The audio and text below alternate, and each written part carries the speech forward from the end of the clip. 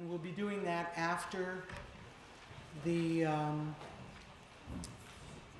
lecture. So each of us will be standing in various places. The next thing, we have some wristbands left.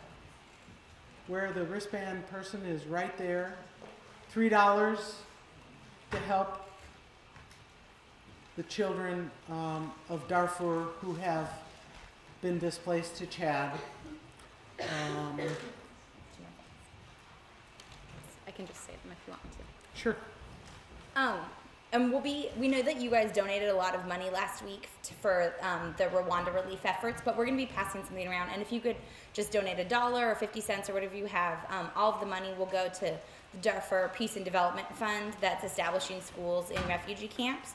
And all the money we raised today is going to go to that. And then tomorrow, if you live on campus in the Sauvignon Village, there's a barbecue, and we're having this Pie Your CSA event.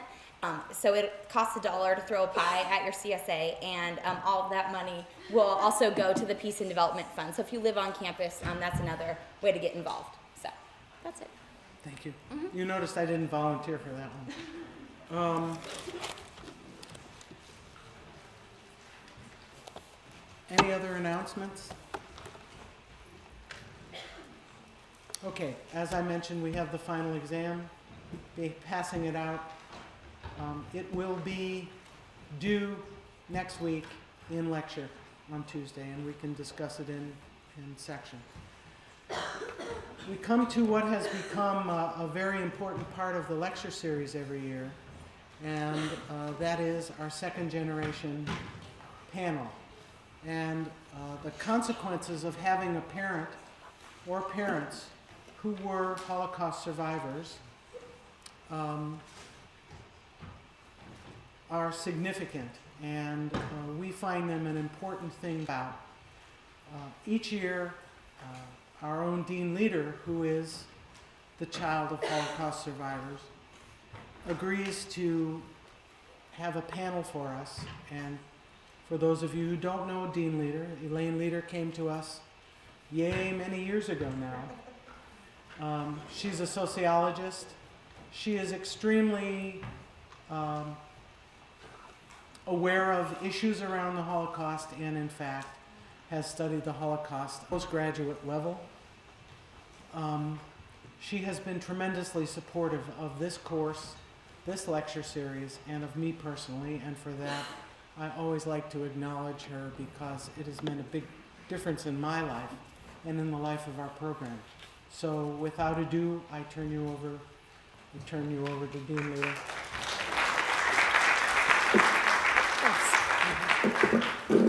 Sorry, I like it closer to my mouth. We are expecting another guest when she arrives. Hopefully she'll arrive. She is the second generation, but we're honored to have the first generation and the third generation with us, so they might be stand-ins for her. Let me start out by saying I know many of you who've taken classes with me, and many of you have never heard my story about my father or why I do this, so I'll say a bit about it. But let me preface this conversation. Oh, good, she's here. Come on up and have a seat. Seat number 2, 3, right over there. I'll preface this by saying that my entire life, I've always been drawn to the dark side. As a child, I got involved early on with the civil rights movement, and after that with the anti-war movement, and after that the battered women movement, and the abuse movement, and the slavery movement, and the anti-slavery movement, and the anti-Holocaust. And I never got why it was that I was drawn to the dark side until about 6 years ago, when I was lucky enough to be invited to the U.S. Holocaust Memorial Museum in Washington, D.C., where I was a visiting scholar. And it was at that event where I was learning to teach the Holocaust, and I had chosen to teach the Holocaust, when I started to piece together the story of my own family's life. Now, I had always known that my father had left Lithuania in 1939, and I'd always known that his family didn't survive. That's all I knew. My father kept secrets. I know that after World War II, he looked for his family. He didn't find them, but we never got it. So I didn't know a lot. And as I began to study the Holocaust, I realized that my story was not unusual, and the fact that I knew nothing was also not unusual, although the women up here have other stories to tell. And we're going to be honored today to hear their stories as children of survivors. But my story, I never considered my father a Holocaust survivor. He was a refugee. And in the Holocaust scholars and Holocaust background, there's a pecking order of misery. And people who were in the camps were the ones who really suffered. The rest, if they got out in the Kindertransports, if they got out, or they were partisans, if they got out as refugees, then they were the lucky ones. And it was only after reading for a number of months that I discovered that those who are children who lost their families in the Holocaust are also impacted by that. Scarred, I wouldn't call it, but I would call it impacted. Because those of us who are the second generation are the memorial candles. And it is our job, and you'll hear the same story from my colleagues here, it is our job to bring testimony to the world. Soon, the survivors are dying off. My father's for 20 years. Many of them are very old. We are very lucky and privileged. You are lucky and privileged to have been able to meet survivors. But they're often now in their 80s and their 90s. And so it is the next generation, the second generation, the third generation, and then the fourth generation to carry the stories of what happened in Nazi Germany and in all the other countries that were impacted by the Holocaust. So as I began to read, I decided that my story was not unique. My father, I'll just tell you very briefly what happened to him. There was money for one family member. It was 1939. Everybody knew what was going on in Germany. Everybody knew that Hitler was gearing up for war. Where he was going to go, some people knew, others did not. They knew, everyone knew what had happened in the 1930s in Germany. And so there was money for one family, and the money was sent to my family in Lithuania, a little village called Kupashok. And the money came, and it was supposed to go to my aunt. But my grandfather was ill, and my aunt was a devoted daughter. And she also said to my father, "You go first and go to the United States, set up what you can, an outpost, get ready, bring us over." So my father left with a visa that was in fact in her name. And he went across Germany, and he was accompanied by a Nazi soldier, actually. Got to the other side of Germany. He was coming from Lithuania. And he got to Britain and came on the boat, came to the United States. That was 1939. I was born in 1944. In 1941, everything went silent. The war broke out. Hitler did what he did in Poland, and the troops marched further and further east. And they eventually got to Kupashok, Lithuania, where we found out only 4 or 5 years ago that what happened, or at least I found out 4 or 5 years ago. My father knew all of his adult life after he found the story out. What happened was that my relatives, my grandfather had died by then by the illness that had taken over my aunt back. But my grandmother, my uncle, and my aunt were taken out to a pit with 1,000 other Jews from this little village. They dug this pit, and then they were all shot along with the other 1,000 people. It was covered, the ground was covered over, and that was the end of the story, except that there was one public health nurse in the next village who, after all of these atrocities took place, went from village to village and took the names of the people who died and listed them on records which were kept in the village archives. And when I went to the Holocaust Memorial Museum in 2000, I started to scroll through the villages looking for Kupashak. And I found Kupashak, and then I hit that, and then I hit another button, and all of a sudden came up the death list with my name. Now, we'd never seen these records. My brother didn't know about them. I don't believe my father knew about them.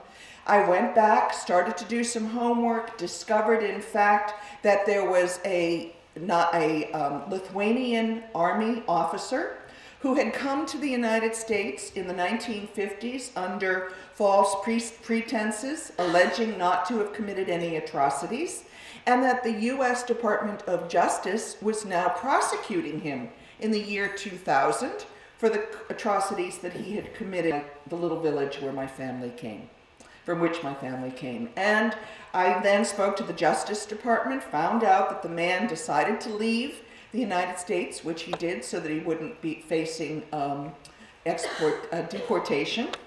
And then I just read in the newspaper just about a year ago that he died over there. So that was the little story that I heard. It's a big story, but it was an aha moment for me. Why am I drawn to the dark side?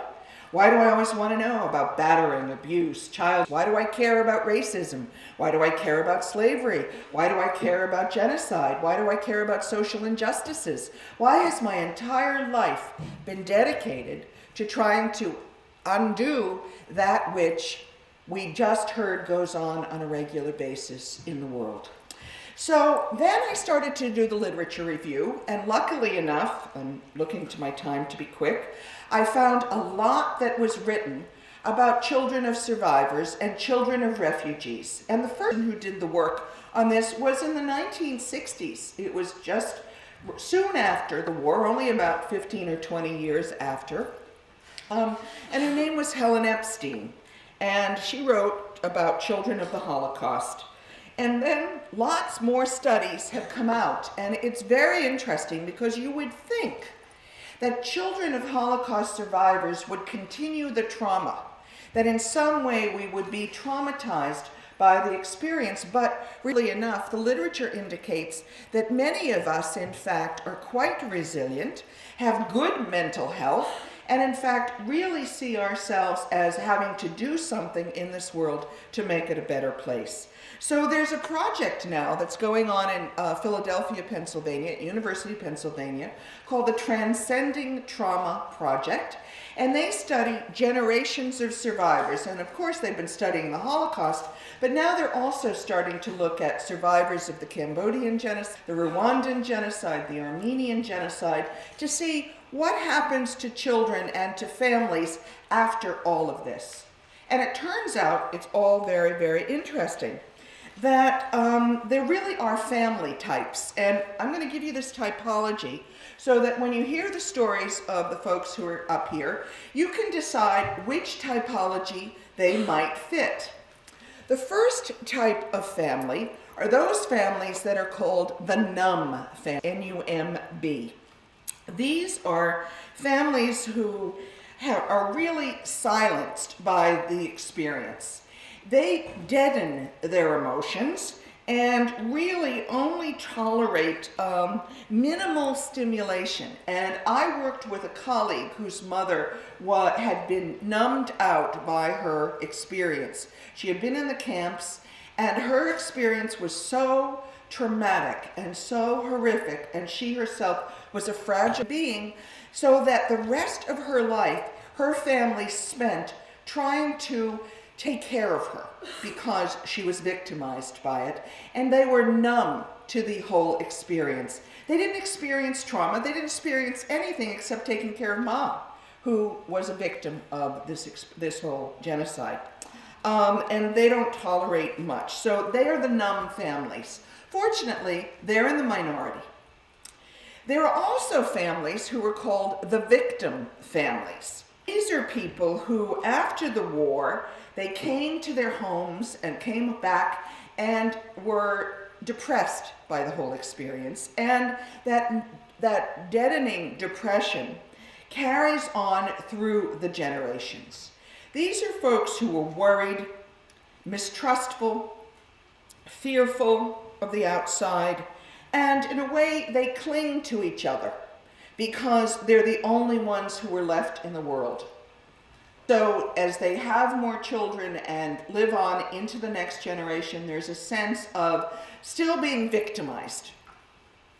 They too are in the minority. You'll find the next two family types very interesting. There's the fighter family.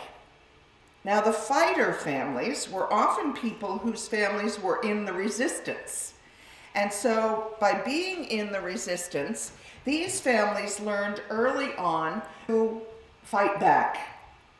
And the fighter families have a drive to rebuild, to achieve and to change their lives. And so they really are active in almost compulsive in proving Hitler to be wrong and to show the rest of the world and themselves that they are going to, living well is the best revenge? Living is the best revenge? And so they fight their way through life in order to survive this experience and move into the next generation. And then there are, and these are the majority, the families who made it. All right? These are the folks who want to make it big, they want to make it good. They're folks who have experienced the genocide. They've come out of it, and they are now at a place where they are going to aspire to good education, to social and political status, to wealth, maybe.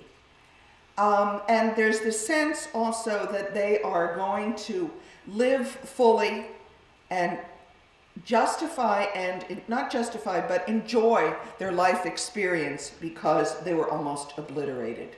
I have a colleague that I know who fits this one very well.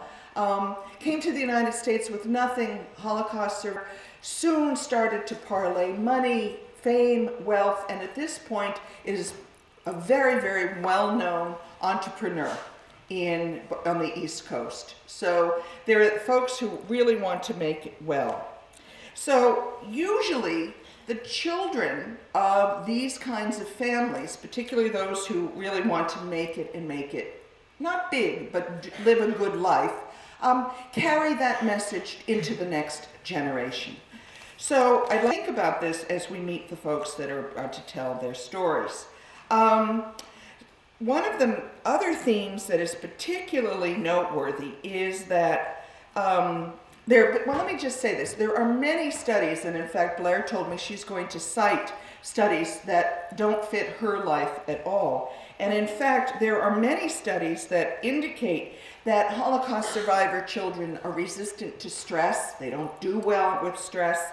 Some of them, in fact, decide that they're not going to be Jewish because to have been Jewish means that one was going to die. So rather than to embrace the identity as Jewish, they go the other way and become completely assimilated.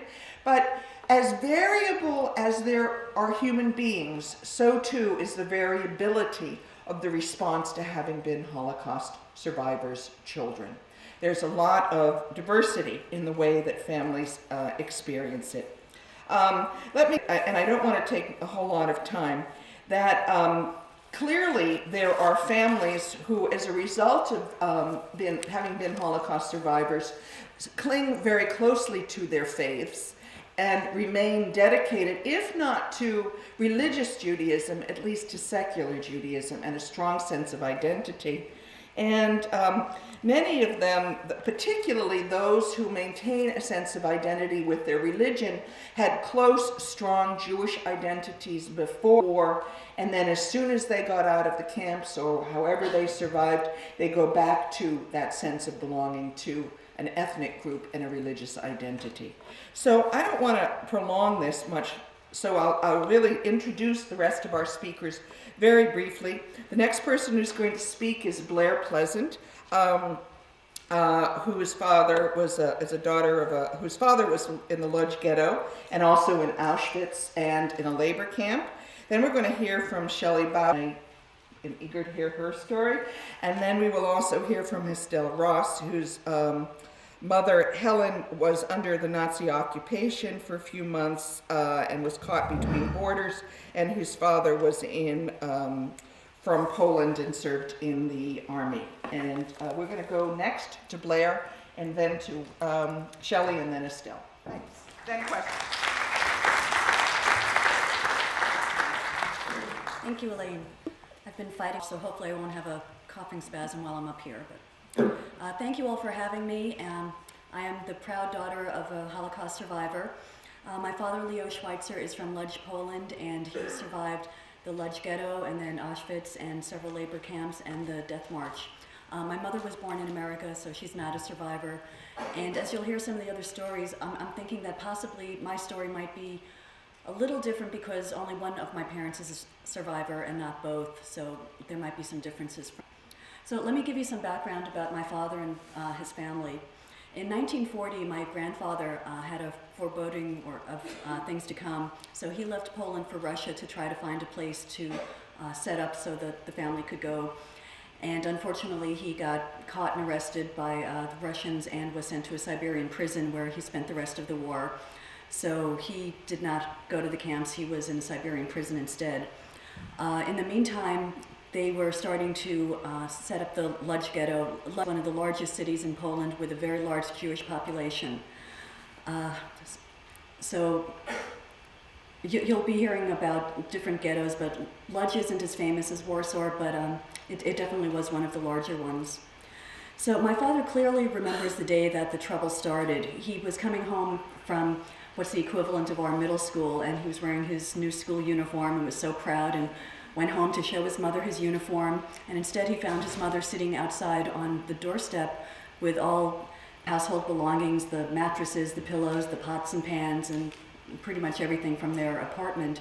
And it turned out that the Germans had come in, and my grandparents had owned actually they owned the building, and they had a luxury apartment, and the German officers decided to come in and take the apartment for their own.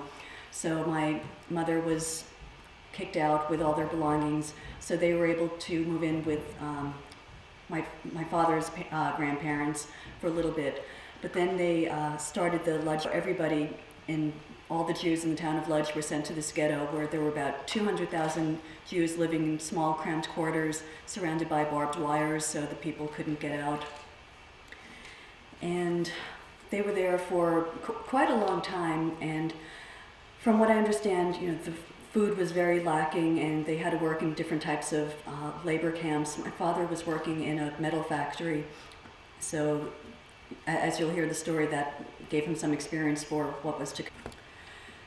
And then in 1943, they liquidated the camp, and my father and the rest of his family, with the exception of his father, were sent in the cattle cars to Auschwitz.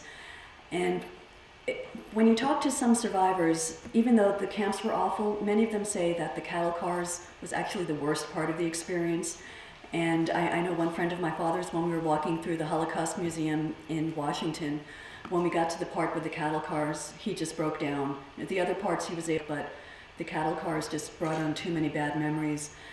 And people were there for days, and the dead bodies were just laying around, and there was no place to do anything. There was no food, no water, and it was pretty horrendous. So when they got off the cattle cars, they arrived at Auschwitz, and the men went to one side and the women went to another. And that was pretty much the last time my father saw his mother. She was sent to the gas chambers after that, and he never saw her again. So my father was able to stay with his brother somehow. One of the things that they tried to do at the camps was to separate the families, but somehow my father and his brother were able to stay together, and that really helped their situation. So he knew that one way to get out of Auschwitz alive was to volunteer for work at a labor camp. So when one morning the guards came and asked, does anybody know how to work in a metal factory, my father and his brother immediately raised their hands. So that experience from the ghetto came in handy. So they were able to go work in this metal factory. So they went to this labor camp where they got to make parts for planes and tanks for the German army, and that was their way out of Auschwitz. So they were in the labor camp for quite a while, and again, very little food, terrible dwellings, but it was certainly better than Auschwitz. Toward the end of the war, the Germans knew what was coming, and they wanted to liquidate the labor camps and everything else. So they sent the infamous Death March, which I'm sure you heard about. So the prisoners marched about 30 miles a day with only a bowl of soup, or actually water with maybe a potato peel or something in it. That's what they called soup. And possibly a piece of bread if they were lucky. And they were just wearing the striped pajamas, regardless of how cold it was outside. They had no coats or anything, they just had the striped pajamas. And they started with about 500 people on the march, and by the end there were about 40 or 50 people left alive. During one of the men who was walking in the row or in line with my father, he started falling behind, and the people who fell behind or fell down would immediately get shot by the guards. So my father and his brother were on either side of this man, and they helped drag him along for however many miles. And to this day, that man, Irving, calls my father the person who saved his life, because if he had fallen down, the guards would have just shot him. And it's nice because they're still friends now, and when they get together, it's special and very meaningful.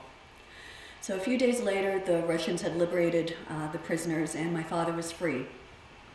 So my father and his brother survived, and one cousin and one uncle survived, and pretty much that was it. Everyone else in the camps was exterminated, and he lost all his grandparents, who actually, one set of grandparents died back in the ghetto, and his other grandparents died in the camps, and his aunts, cousins, uncles, everyone else was exterminated.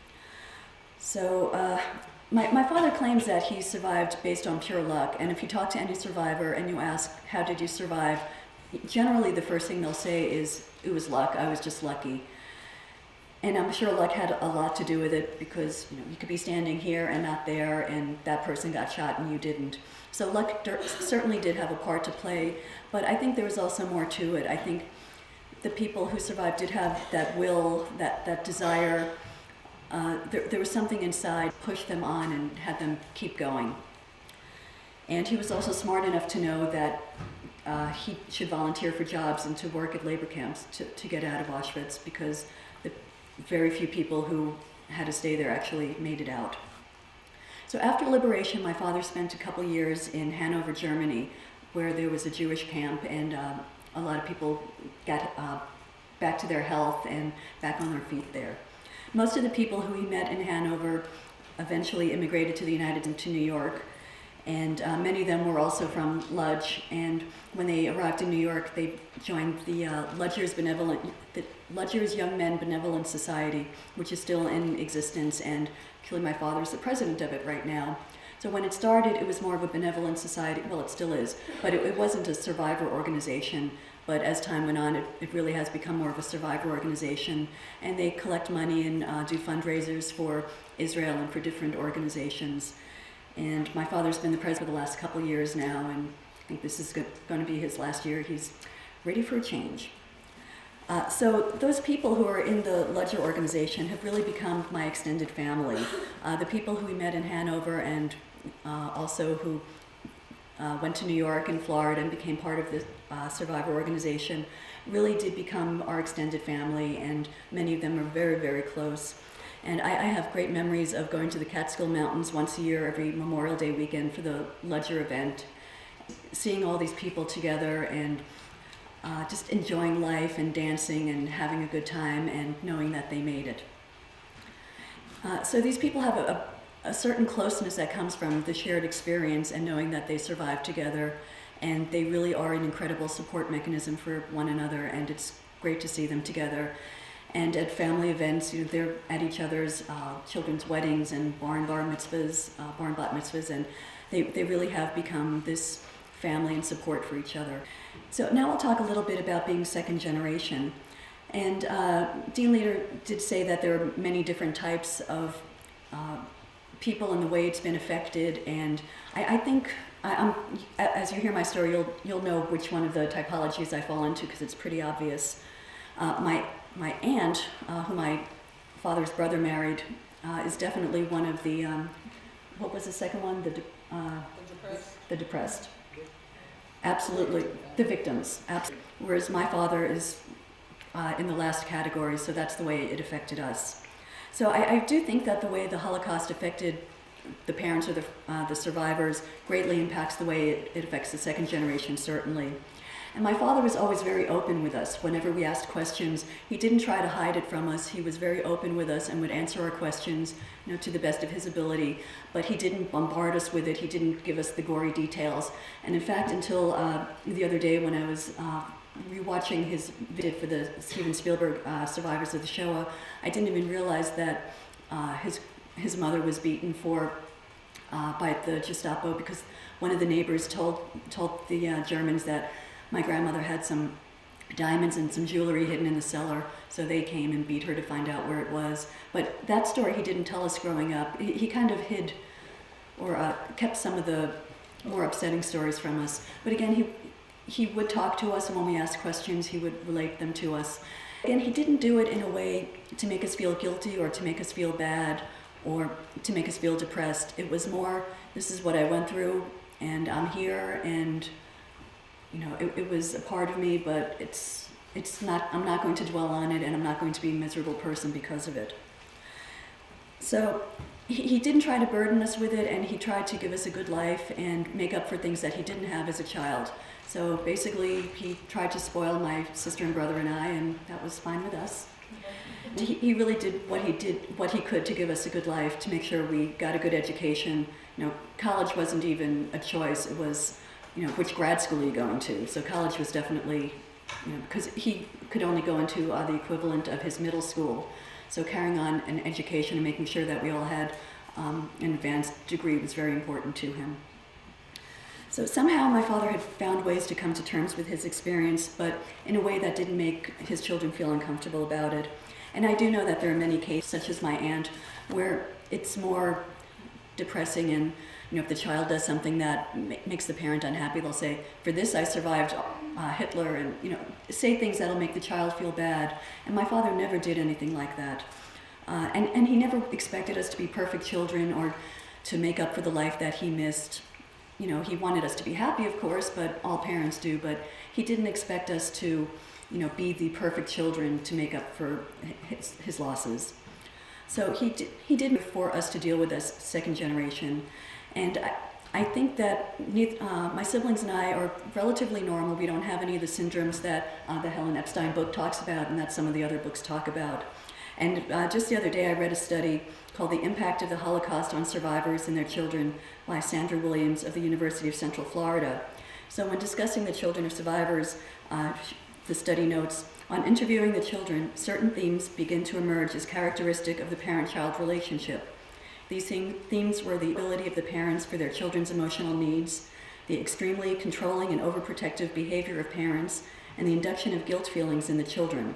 The most outstanding feature of all was the parents' inhibition of their children's separation. The parents communicated the idea that the only thing of value left in their lives was the children. Now, this was certainly not the case in my family. So, again, there are different types of survivors and the way they dealt with things. So there's no one way of looking at survivors or the children of survivors and saying, that's what a child of a survivor should be like. Because certainly what this study found is nothing like my family. And in fact, my father bent over backwards not to be like that. And the study talks about separation. And when I graduated college, I grew up in New York, and I wanted to get as far away from New York as I could. So after college, I decided to go to Colorado. And I knew that my father wouldn't be that happy about it, but he supported my decision, and he even supported me financially and emotionally. Even if it was something that he wasn't really behind, he knew that it was something I wanted to do and it was important for me. So even though it did mean separation, he was supportive of it. Throughout my life, I've always had very special feelings for my father, as I'm sure you can hear from what I'm talking about today. And I was always very proud of him, proud that not only did he survive the camps, but that he came out not bitter and not depressed, but just a wonderful, loving, caring, generous man who everybody, when they meet him, they just love him. He's a very wonderful, warm person. And to know that he's able to be such an incredible person after the experience he went through, just really restores my faith in humanity. So even though Hitler might have tried to destroy did destroy my father's home and family, he didn't destroy my father's spirit. And one of the things that I learned about being the child of a survivor is the value of family. And I remember hearing the Ledger saying, you never know who your friends are because they can turn on you, but you always know who your family is. So that's become a very important value to me today. And I try to instill that in my children when they're doing their sibling rivalry thing and fighting, but hopefully one day they'll get it. One thing I do is I do try to teach my children about the Holocaust, and I want them to know their history and understand who they are and where they come from. Because being the child of a survivor is a very important part of my identity and a part of who I am. So I want my children to know about that. And I'm very proud to say that my son Robbie just won first prize in a Holocaust essay contest for local teens. And he wrote an extremely beautiful essay that some of the people who were at Yom HaShoah got to hear him last week. So he wrote a great essay about the Holocaust, remaining a faithful Jew, and about my father. And it's clear that my children are aware of their legacy as third generation. So I'd like to quote a paragraph from my son's essay. Can you tell I'm a proud mother? So he wrote, part of the third generation, the grandchildren of Holocaust survivors. My grandfather survived the concentration camp Auschwitz, as did one other member of his family. I don't recall where or when I first learned about the Holocaust, but I do know that ever since then, it's been important to me that when my grandfather and all the other survivors are gone, they are not forgotten. Later in his essay, he writes, I remember how I felt when I watched my grandpa's video and listened to him talk about what he went through when he was in the Shoah. I was incredibly impressed at how he could not only survive through that hellish camp, but still remain a faithful. I was touched by how he could remain faithful to his religion, despite all the pain he and many others were forced to suffer because of it. While there are many people in this world who gave up on their faith after the Holocaust, and those that never learned to smile again after such torture, my grandfather is still Jewish and proud, and every time I see him, he always wears a smile. So it's clear that my son understands his legacy, and I couldn't be prouder.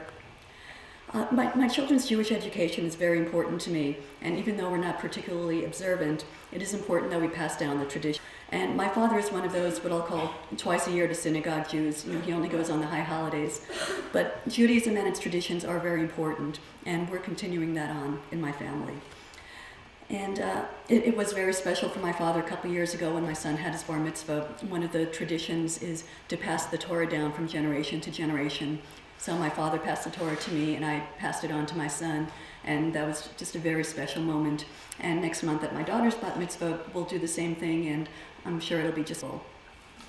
So I believe that educating people about the Holocaust is very important, and I do what I can to help. I've nudged several of my relatives to participate and to do the Spielberg Survivor of the Shoah videos, and several of them have. And I'm also on the Yom HaShoah committee, and I have been for 10 years.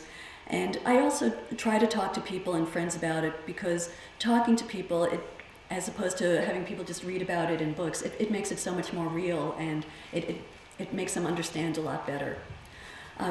Last year, when for this talk, I found an article written by Rabbi Yaakov Solomon, who was the child of a survivor. And the article was about his experiences growing up, and he basically echoed many of the same things that I've said today. He writes, I suppose that in my own naive way, I was decidedly unaware that there was anything special or distinctive about being a child of Holocaust survivors. Everything seemed so normal. In fact, it was. And he said that his parents wanted him to blend in, be normal, forget the past, and look ahead. And that's definitely true in my family. So he recounts that finding out is that his father testified at Nazi war criminals' trials. He witnessed these incredible atrocities that were just too horrendous for him to talk about. And at the end of the article, Rabbi Solomon writes, Daddy, I have spent many adult years wondering what really happened to you before 1947. I believe it is something that all children of survivors would do well to look into. But looking back now, and knowing that I'm now privy to but a speck of the terror you lived through, I say thank you. Your loving shield was a blanket of normalcy, boys who love you. Life was good, I recall. You made it that way. And today I echo those feelings, and I also say thank you, Dad. So thank you.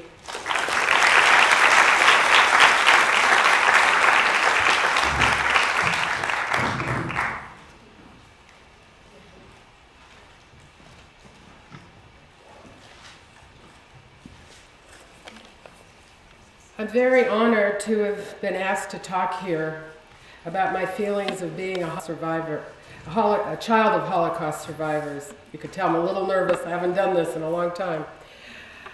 I grew up in Petaluma and really never experienced any anti-Semitism.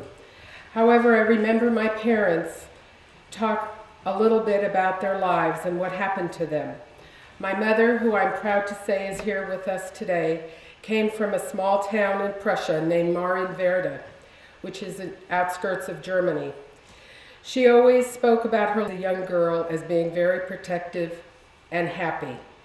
Her father was a respected shopkeeper and a World War II veteran, and her mother was happy being a housewife and caring for her family. She went to school in this little town until right before Hitler came to power, when she was no longer allowed to go to school there anymore. Her parents sent her to Berlin to live with an uncle. She was in school until the time came for her to get a profession. She became a surgical nurse and worked in the Jewish hospital in Berlin. And to this day, she still keeps up her nursing license, even though she's retired.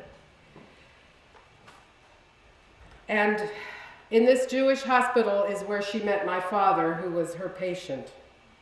She eventually escaped from the hospital when she learned the Nazis would be taking the nurses to Auschwitz. She escaped in a hearse carrying out the dead.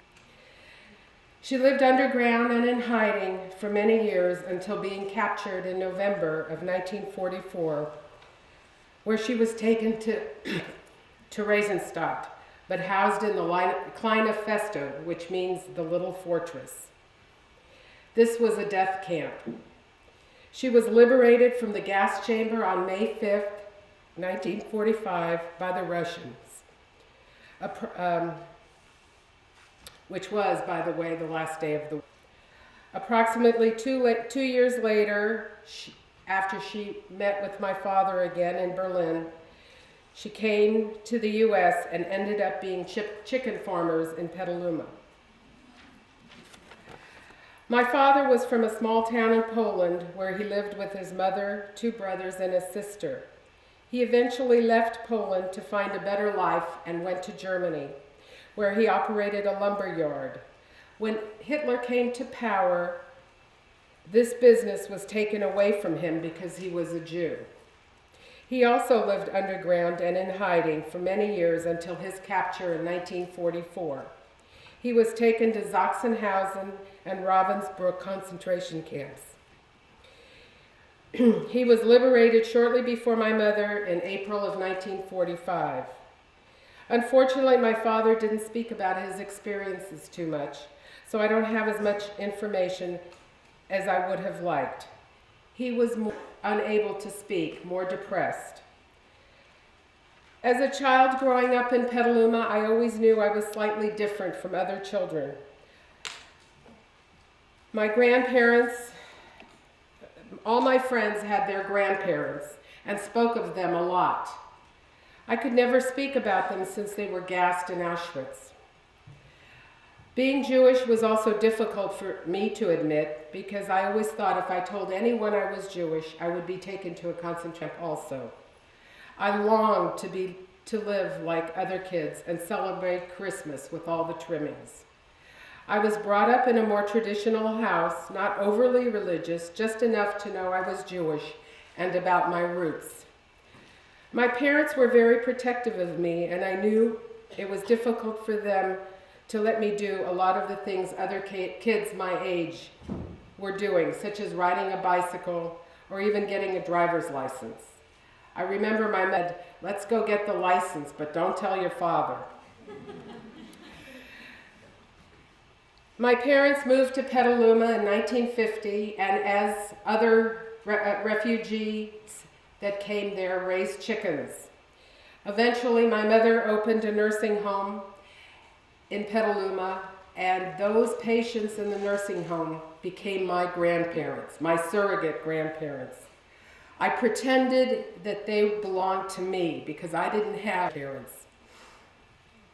Now that I'm older, I can understand my feelings a little bit more and know why they were the way they were. As an adult and also a parent of 2 children, and I'm proud to say my daughter's in the audience, I realize how important family unity and closeness is. I'm very proud to say that my mother is always happy to speak to students of all ages about her experience, which I know is difficult for her at times. She does this because she believes it's important for people to understand what happened during this horrible time. I also want to let you know that I chaired the Holocaust Memorial Holocaust Memorial for over 12 years because I feel it is important to memorialize the people who perished during this horrible time. Thank you for asking me to speak today.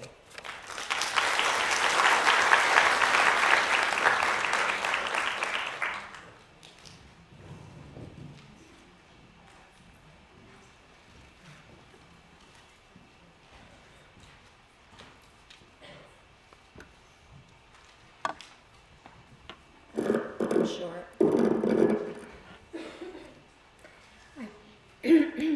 I've broken my talk down to 3 ways that being a child of survivors has affected me. My passion to mother's story to the world in the book that she wrote and in movie form, my passion for the support of Israel, and my passion to refute anti-Semitism. I'm not a public speaker, so please bear with me because I'll be reading to you instead of talking to you.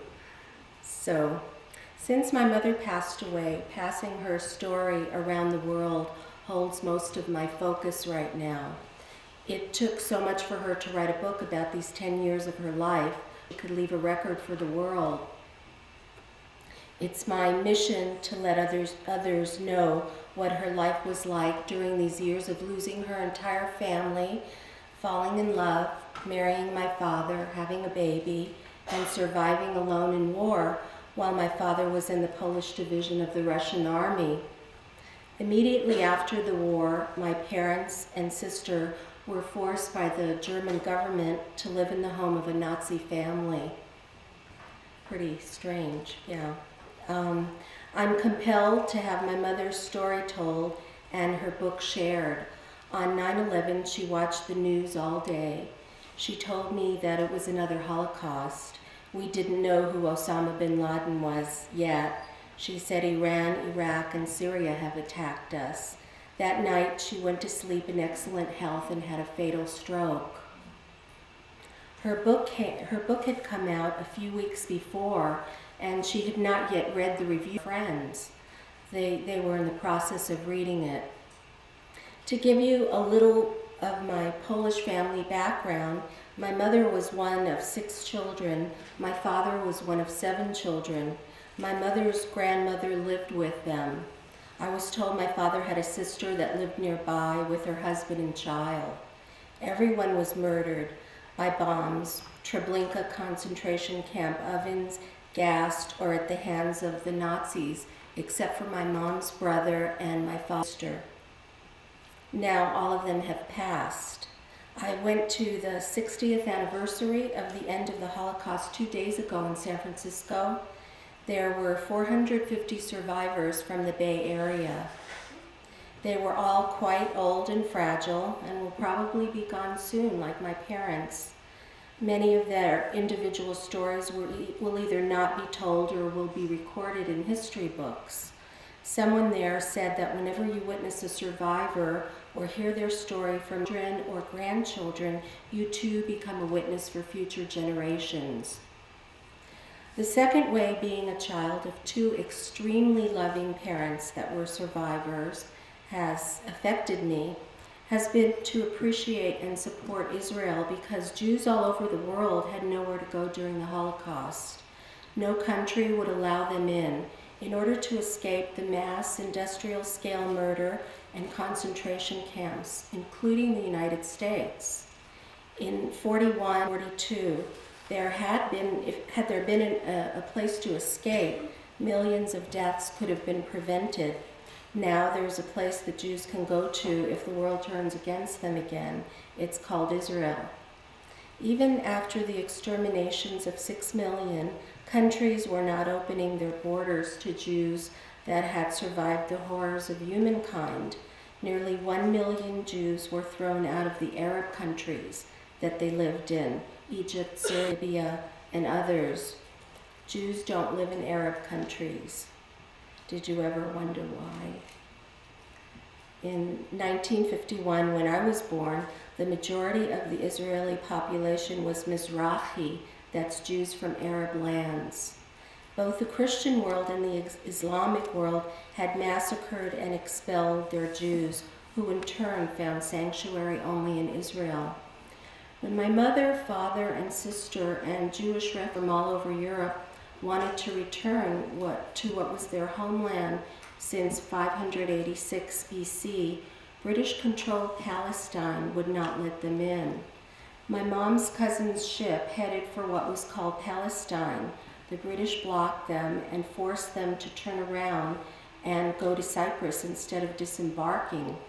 2 or 3 ships later, the ship Exodus was followed to Israel by British ships and was also blocked with 4,050 refugees on board. British police boarded the Exodus. The Holocaust survivors were beaten, some people were killed, and the ship was sent back to Germany. Jewish refugees from Germany were not allowed to enter other countries, including the US and British Palestine. My family was in a German forced labor camp at the time, in Germany, of course. The media got wind of photos of the British attacking the Holocaust survivors after the war, and countries were claiming that the British were acting like Nazis on the Exodus ship. So international meetings were held to determine what to do with the Holocaust survivors that had no homeland and no country who wanted them. Jews that lived in Palestine, Palestinian Jews, organized and fought the British to allow survivors back to their homeland. The international world pressure made relinquish its control of Palestine and divided into 2 areas. One part was for the Jewish people that had been driven from their land by the Romans, Egyptians, Christians, Babylonians, and Arabs. Some remained in the neighboring region. Many of the Jewish people that were thrown out later returned to their homeland and were the majority religion in Jerusalem by 1844. Arabs had arrived in the Arab invasion centuries after the historically accepted presence of Jews in the area. These Arabs would have the other part of the land. The Jews and Arabs were both Palestinians because they both lived in Palestine. The British already gave a large part of Palestine to Arabs in 1921. It's now called Jordan. Now, again, the Arabs would get another piece of land that had been previously taken from the Jewish people. European countries, including allied countries, did not want to return, so it was easiest to dump them in Palestine. It was the anti-Semitism of Europe and the US that led to the need for Israel. The US was afraid of the mass exodus of European Jews as early as 1920, when millions came from Russia and Eastern Europe after they were forced out of their homes simply because they were Jewish. The world body gave Israel to the Jews because Europe and America made it clear that Jews wanted here. When my parents arrived, Israel was starting to accept the Holocaust survivors. My family came on a ship to Israel a few months after the famous Exodus. They were dropped off at a shack with broken walls and a floor full of animal defecation. It had no roof, but they were happy, they were safe. There was fighting and gunfire all around them.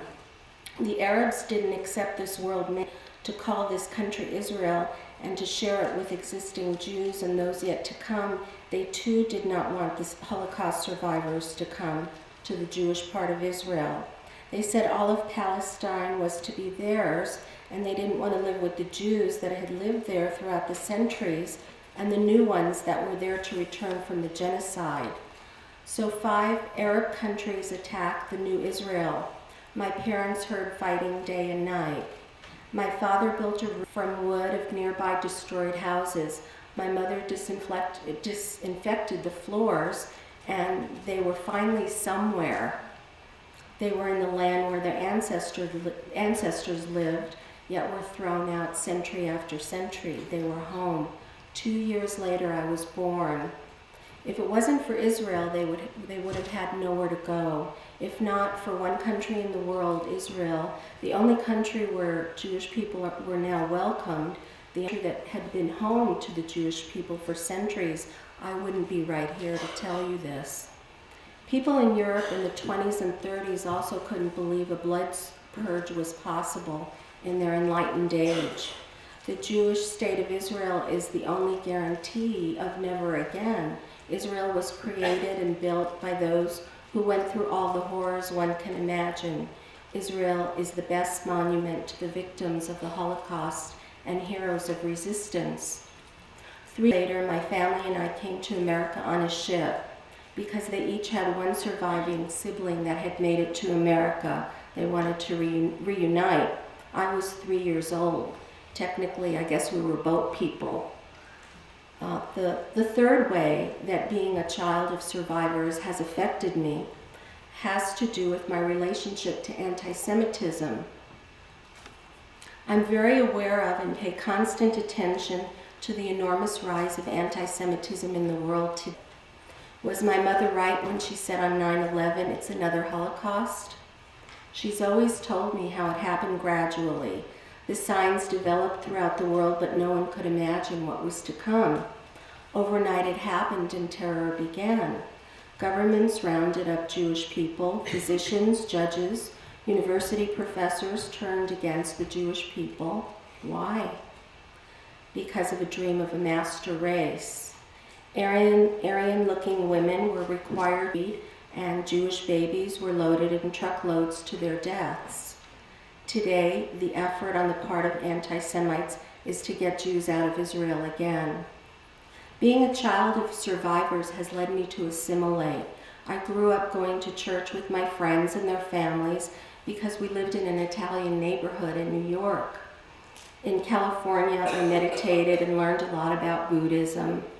But now, when I see synagogues being burned and vandalized all over the world, a United Nations that can't even declare anti-Semitism is wrong, a UN World Security Council that has 188 countries as members, including Saudi Arabia, Syria, Iran, Iraq, and only one country not eligible to sit on the United Nations Security Council, Israel. A 22-nation Arab League against Israel. Suddenly, being Jewish means more to me. But my strong cultural heritage, no, not religiously, but my strong cultural heritage has jumped out of my skin. I felt very different than other American kids, even the Jewish ones. They all had big families that got together for the holidays. We didn't. Everyone was murdered. When I said the Pledge of Allegiance in school under God was everyone else's God. When I felt very alienated and alone. Our family was all massacred, burned, or bombed. We were different. So I spent my days trying to be like everyone and hiding the grief my parents were hiding. My parents were orphan children who tried to keep their younger brothers and sisters safe, fed, and alive during war, at least for a while. Arabs have done well claiming the indigenous status and framing Israelis as European colonial expansionists. This is historically not the case. Jewish people were indigenous to Israel, and Israel is an indigenous people success story. Jews have been driven from their lands, and they still return to their land. They built a desert of sand into a cosmopolitan high-tech Mecca for the free world. This is truly a success story for indigenous people. To give perspective of what 6 million people means, there are probably about 6 million people in the greater Bay Area.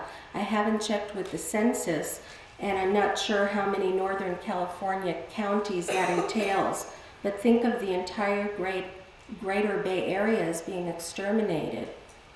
The Grand Mufti of Jerusalem, Hajj Amin al-Husseini, Arafat's close relative, was in alliance with Hitler. Husseini was responsible for the riots against the Jews in 1929 and also in 1936. He met with Hitler in 1941. Saddam Hussein grew up in his uncle's home, who was a leader of the Mufti's pro-Nazi coup in Iraq in 1941.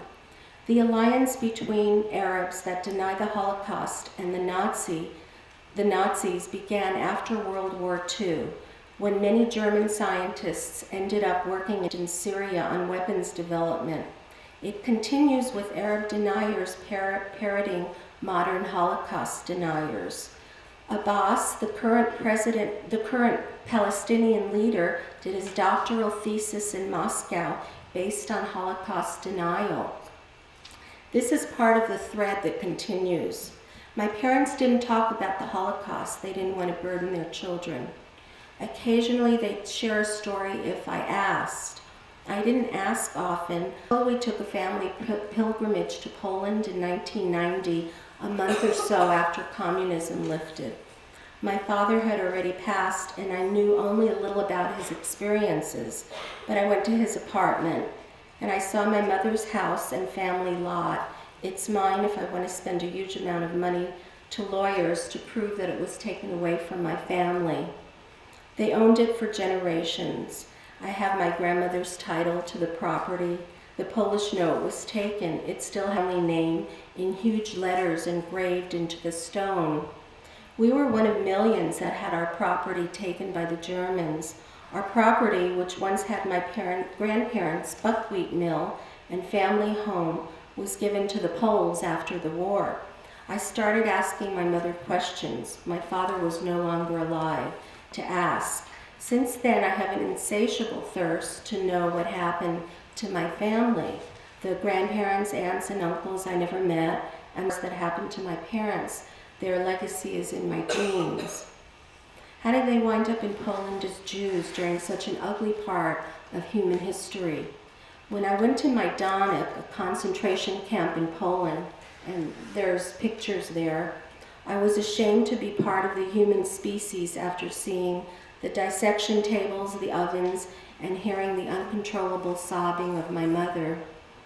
She was my best friend and an incredible woman. It was the only time in my life that I couldn't console her. This was not genocide for territory, revenge, or barbarism. It was an organized, massive industry of hate and torture for human beings. Exterminations were produced with architects' blueprints and by physicians that dissected humans for experimentation. Judges had okayed orders for mass exterminations and gassing. This was beyond of humanity. I don't trust that it can't happen again. As a child of survivors, I was non-verbally raised to believe that if we are not very diligent, it could be right around the corner. These days are very frightening for Jews all around the world. Everyone should be paying very close attention, so should you. I'd like to end by clarifying the many twisted definitions you may have heard of what Zionism is. But before I do, I'd like to tell you that if you'd like to read my mom's book, I have a few copies with me to sell and cards that I can give you with the title. But it can also be ordered online or through bookstores. It's called When Tears Fall Short by Helena Ross. And so just find me at the end if you'd like a copy of When Tears Fall Short. The definition of Zionism is simply the determination of the Jewish people to return to their ancient homeland and rebuild their nation. That's it. It became an organized movement in 1897 with both secular and spiritual goals. Jews of different nations, ideologies, religious and secular, socialist and conservative, united and worked together to fulfill their common goal to recreate the Jewish state of Israel. Thank you.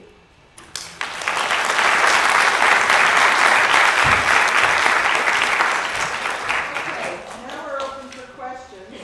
Hopefully you all might have some. And you might might think about who typifies the various kinds of types of families that we talked about earlier. I have a question for you. When you found out about your family's involvement and what actually happened to your entire family, what was your brother's reaction? You know, I was thinking how I didn't really tell you my whole story, because there's a lot. I just wanted to kind of be brief. We're the type of family that were in denial, most of it, but we also had a lot of victim in us. The shades were down. My father was always afraid of the neighbors. My mother was afraid of everything, even though she wasn't a survivor. And I learned early on to disavow myself of all of that, and I left because I couldn't take the darkness house and the scene. It was horribly negative and painful in my home. And I attribute it now to that experience. My brother, however, stayed and grew up in it and thrived in it. And in fact, spent his first 16 years sharing my father's bed. My mother was on the couch because my father was so grateful to have a son to carry on the family name. So and he stayed there. So when we heard the stories, my brother and I were very at odds with each other because I just didn't want to continue that darkness. And so when we heard the stories, we finally started to come back together. And he's still a very Orthodox Jew. He's practically Hasidic, if any of you know what that means, with the big hats and the curly payas and the coats. He doesn't look that way, but in all other ways he is. And I, as some of you know, I'm sort of a progressive, feminist activist. And so we had a lot that we didn't have in common until this story came out only 5 years ago. And now we're tracing it together. And we're hoping, my family's heritage is pretty ancient. For those of you who might know, my maiden name was Schneerson, which is the Lubavitcher Rebbe, the most Orthodox, you know, I mean, it's like the Pope in Judaism. So my brother and I are going to write the story of this family, and all the way, and it turns out now we've done a little other history, and we found out that after the diaspora, my family went up into Mongolia. So we've got a story to tell. So I'm going to check out Mongolia, I'm going to check out the Lubavitcher Rebbe, and the story about the Holocaust. So we've come back together, but my brother says, doesn't surprise me.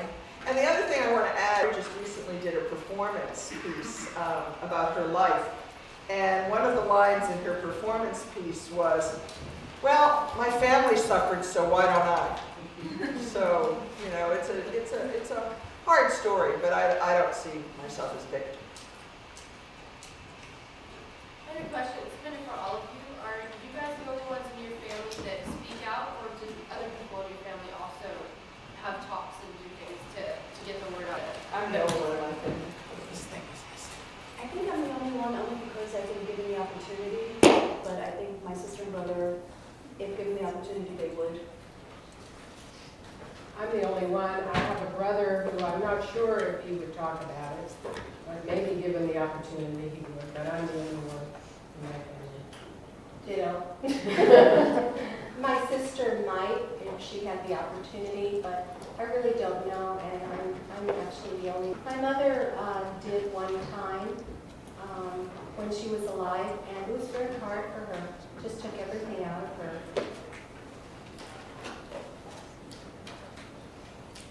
That's all? Come on. You know you have questions. Yeah. I was wondering if you have any studies on like the children of the Nazis, like the second perpetrators. I don't know if you know if the experience is different. Like, Yeah, I'd like to speak to that, if you all might want to add, but I did a little study on that. When I went to the Holocaust Memorial Museum, one of my co-students was a Nazi son.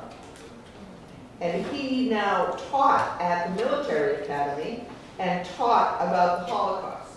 and believed that it was his responsibility as a child of a Nazi to think about all of this. And so he felt a commitment to doing exactly what we're doing so that it will never happen again.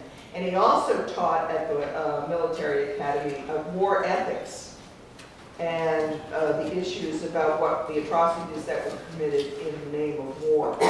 And so it has informed it. And there are many books, you might be interested in looking at them. There are books on children of Nazis, what became of them. There's also books on women in the Nazis. And Myrna, weren't you just reading for sexuality and German Nazism? I mean, people are really starting to get into all kinds of other esoteric aspects. I don't know the name of the book, but if you look for the author, Daniel Barr, he's written a book about both the children of survivors and the children of perpetrators, and compared their perspectives on the world. And that's probably what it's trying to know that they are somewhat similar. I also want to recommend a contemporary movie on this that is really wonderful. It's called Walk on Water. I was just going to say that. And it's about children of a grandchildren of a perpetrator.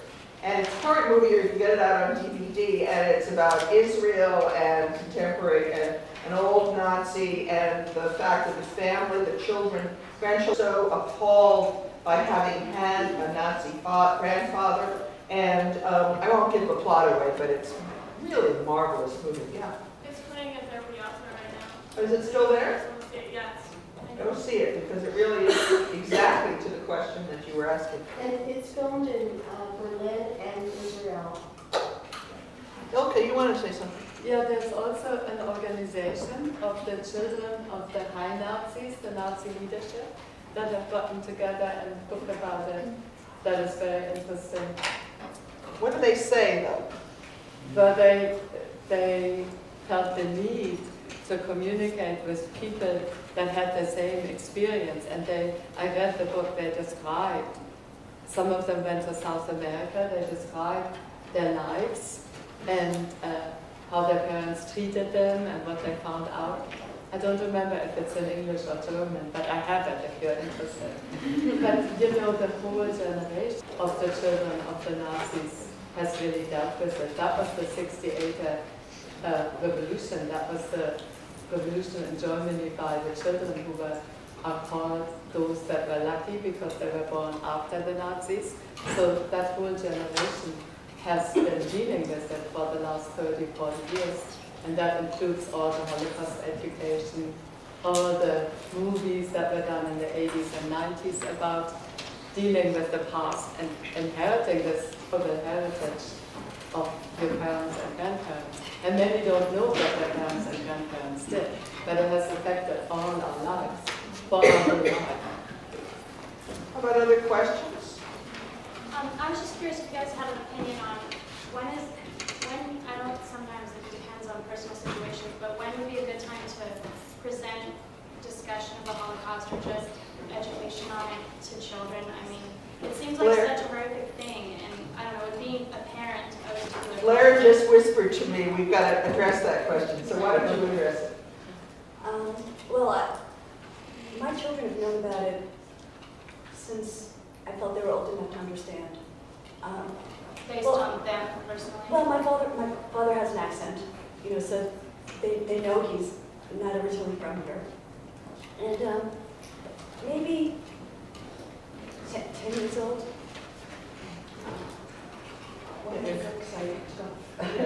If students are interested, the United States Holocaust Memorial Museum has a permanent exhibition for children called Daniel's Story.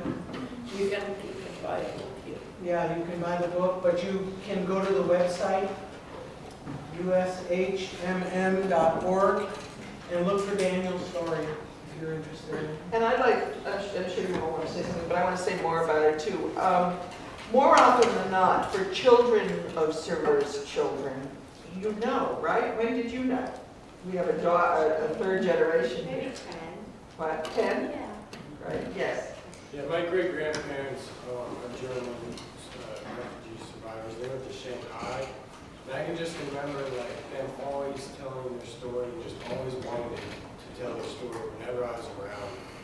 And my great-grandfather pays for my education just because he was deprived of it. So I just remember always hearing about it. And that's also a usual story to be told, the Jews that went to Shanghai and how Shanghai welcomed them. And there was an excellent film that was written about that. I don't know if you know about it. I'm sorry I don't recall the name. You've got Shanghai in the title, what? The Ghettos of Shanghai. That's it. That's it. Exactly. It's a good movie. Rent that one too. And the other thing I want to say about the children is that they generally, the children of survivors, they know. And when we were at the museum, there is a through 12 educational program available, and they have modules to give to kids where, for little kids, they'll show you the training. That's what I wanted to know about. So it can be as early as, kindergarten or first grade or second grade. And that, sure, you're not going to show the movies, with the corpses, but that it's not a good idea to protect children from it because it's a reality. And death is a reality. And yeah, you don't want to make it horrific. You don't have to deny it to them as well. Well, I was going to say, and I've addressed this to Myrna, that I feel like, I don't know what I can do. I feel helpless, but after listening to my ex-in-laws were survivors. My ex-father-in-law was Polish. My ex-mother-in-law, who's still alive, is Hungarian. And I was talking to my daughter, who's 20, and she's educated. She's going to Berkeley. And I talked to her, I said, I made reference to her grandfather being in the Holocaust. She said, no, Mom, he was in the Warsaw Uprising. So after listening to that, and if my ex-in-laws, my ex-husband had 2 brothers, and one of you quoted exactly, college wasn't an option for us. Education is high priority, but now what I can do is educate my children. Right, if she didn't know that the Warsaw didn't know from her Uprising was the dad. Holocaust, Yeah. then you've got a lot to do. That's But I just it. appreciate this for Well, and let me say, the thing to do, you don't have to be run to Rwanda, although that's good too, and you don't have to be given money. All you have to do is to talk to people about what you've been learning in this class. Did you know, did you know there's a genocide in Sudan right now? That is social change. Doesn't even feel can I do it all the time? Please. My uncle was in the Warsaw Ghetto Uprising. He died in it, fighting. And I wanted to mention to people there's a poster over there. And what that is, one of them live. And he's somewhere in New York and Canada. So you might want to look at that before you leave, too. Please.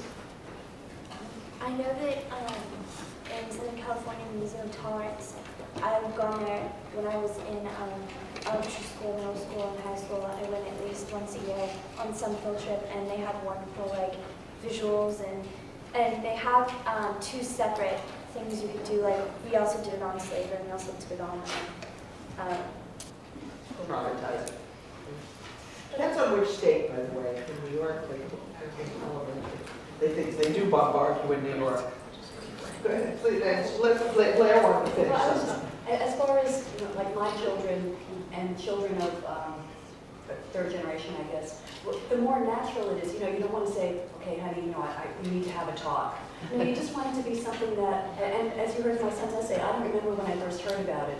It's just something that's always there. And I think that when my country, now, when that happened in my country, my children were between 7 and 14 years. Now, today, about 10 years later, when we talk about these events, some of my children don't want to even to talk about that. So they are shocked, especially the younger ones. The ones who were 7 and 9 don't want to talk about that. I'd like to answer that. The literature and survivors have told me this too, that there's a period of time, some say between 20 and 30 years for people who have extremely horrific experiences, that they can't talk about it. And so it's not uncommon that there would be that lag, because you're only 10 years out of it. When your children are older and they're talking to their children, then they'll probably be able to speak of the experience. You know, it was just, oh, my uncle who had a funny accent and a tattoo on his arm. And it was that we knew what happened, but it wasn't the public commemorations or the public visibility that there is now. It was a private silence. So yours is probably going to maybe go through the same process. So I have another concept that someone mentioned in a talk that she was not sure that this would not happen again. Because now in Europe there is what they call neo-Nazi movement, and in Toronto, the town I'm coming from, some months ago, so some people were anti-Semites, so they went to the Jewish memorial monuments or the Jewish. It's never again, and in fact, or never again to the Jews. Well, the never again we know happens because it happened to you. It happened in Cambodia. It happens. The question is, will it never again happen to the Jews? Well, with the rise of anti-Semitism and what we've been reading about, it could happen to the Jews again as well. If countries can have the ethnic cleansing and the ethnic hatred that you've experienced, it would not be unlikely to happen again. And I belong to a Daughters of Holocaust Survivors group, and many of us have been having discussions about, are things getting familiar in the United States to the conditions in Germany in the 1930s. And many of us are drawing parallels. The Patriot Act, as an example, the suspension of liberties that many of us are familiar with, the election by a non... We could laugh about it, some do, but it scares the hell out of me because the parallels are very close to what happened in Germany in the 30s. I'd like to raise the issue. I know you mentioned that there is a hierarchy of survivors, death camp survivor, refugee, etc. I would and feel that the Holocaust had an effect on that every American Jew, or every Jew, is in some sense a survivor of the Holocaust, in the sense that it affected us as young people as well. I grew up without any direct knowledge of a survivor in my family, but incredibly sensitized to the Holocaust. And I would suggest that every German child. Purists would that what you have just said is too generalizable and doesn't really make it pure and clean about what really happened to the people who experienced the Holocaust. I happen to agree with you, by the way. I'm just giving you that's why we get along so well. Yes. Because I agree with you. How about others? Oh, there's more? Good. Yeah, I'm so mixed up in all of I was the outsider and very often chased home from school and beaten up because I was a Jew. I wasn't even sure what a Jew was. I mean, we celebrated Christmas, although we didn't have a tree ever. We put the presents on the table under a cloth. So I really never lived a Jewish life. And I was thinking of Blair and her children, and I was thinking, how do they feel? I mean, I know how I feel when I hear anti-Semitism and that.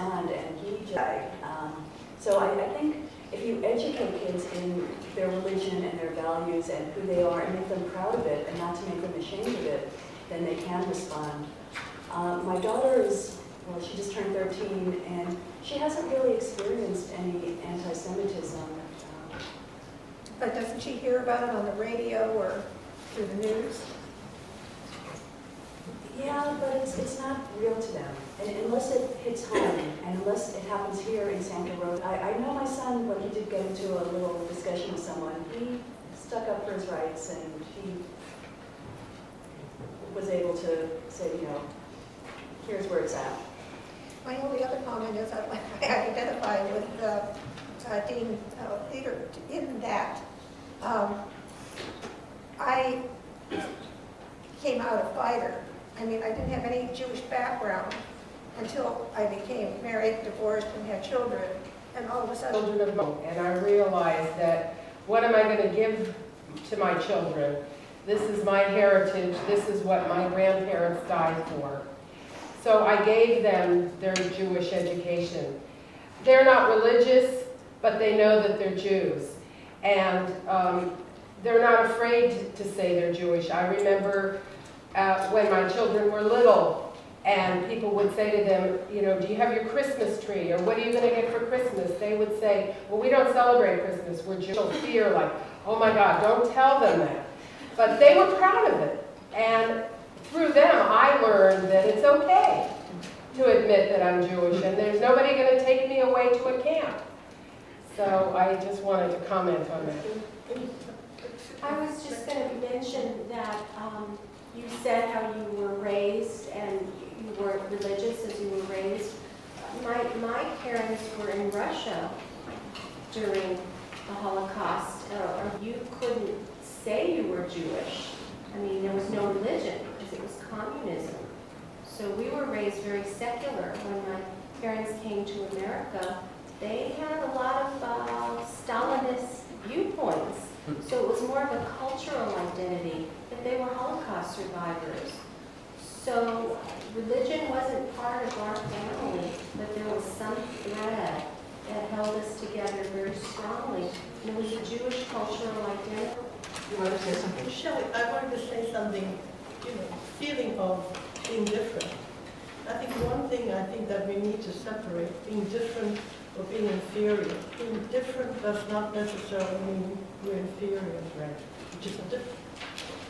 But as a child, I didn't know the difference. Right. You know. As a child.